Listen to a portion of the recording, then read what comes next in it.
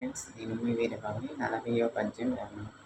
తనువదెవ్వరి సొమ్ము తనదని పోషింప ద్రవ్యమెవరి సొమ్ము దాచుకొనెడు ప్రాణమెవ్వరి సొమ్ము పారిపోవక నిలువ విశ్వదాభిరామ వినురవే.